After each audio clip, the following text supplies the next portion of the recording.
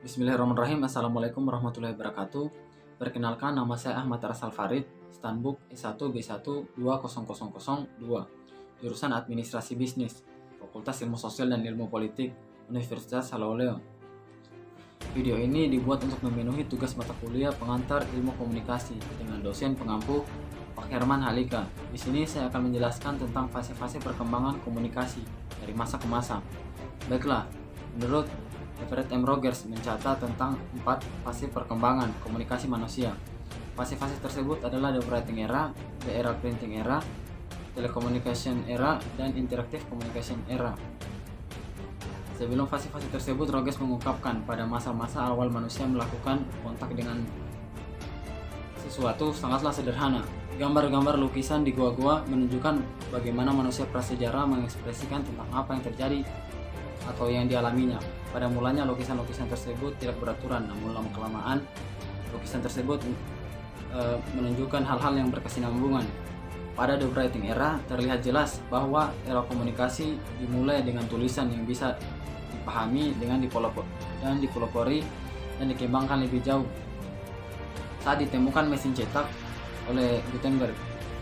Walau dengan demikian, pada masa-masa penggunaan mesin cetak hanyalah untuk mengcopy kitab yang sebelumnya telah ditulis, yang ditulis tangan oleh kalangan gereja yang tersebar sangat terbatas hingga masa Renaissance.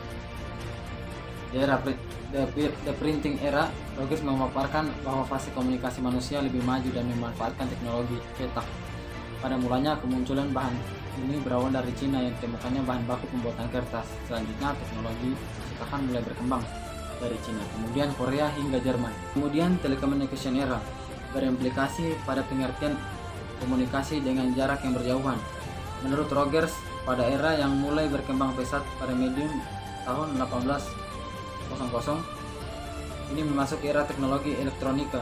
Rogers mulai dengan era ini dengan mengambil momen pada saat Samuel Morse pada tanggal 24 Mei 1844 menemukan suatu cara untuk menyampaikan pesan melalui kabel elektronika, belakangan yang dikenal dengan istilah telegraf.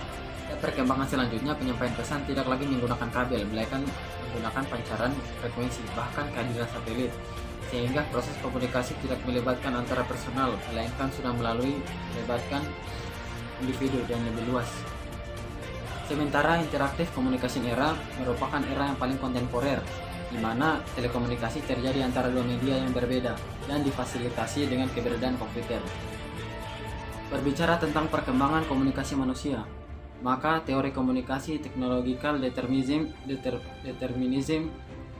dari Marshall M.C. Luhan merupakan penggambaran lain dari proses perkembangan yang dimaksud.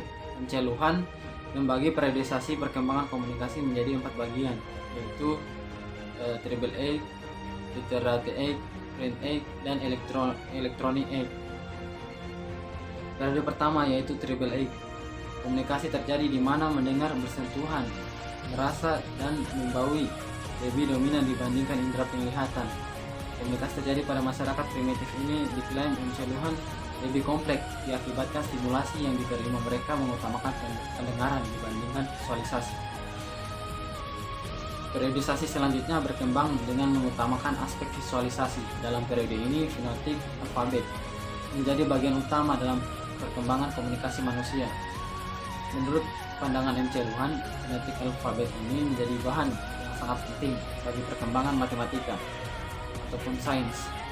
Pada periode keempat, yaitu the Print Age, dianggap sebagai prototipe dari revolusi industri yang terjadi di belahan dunia. Penemuan mesin cetak oleh Gutenberg mengakibatkan kemajuan di bidang komunikasi manusia, menyebabkan produksi massal dari bahan-bahan bacaan yang dapat dinikmati oleh seluruh manusia. Bahkan seseorang dalam kondisi terisolasi pun. Periode terakhir menurut M.C. Luhan adalah Electronic Age. Periode ini diwakilkan dengan munculnya telegraf sederhana pertama oleh Samuel Morse yang memacu produk-produk komunikasi berbasis elektronik dan komputerisasi secara lebih mengejutkan. Televisi, VCR, dan lain-lainnya. Masih banyak lagi kecanggihan teknologi yang memberikan kemudahan sendiri bagi komunikasi manusia. Bahkan dalam kondisi tertentu, M.C. Luhan mengklaim bahwa periode elektronika ini merupakan periode yang paling mutakhir dari perkembangan komunikasi manusia, menggantikan periode-periode sebelumnya. Baiklah, itu saja yang bisa saya dapat jelaskan. Lebih dan kurangnya mohon dimaafkan. Billahi taufiq walhidayah. Wassalamualaikum warahmatullahi wabarakatuh.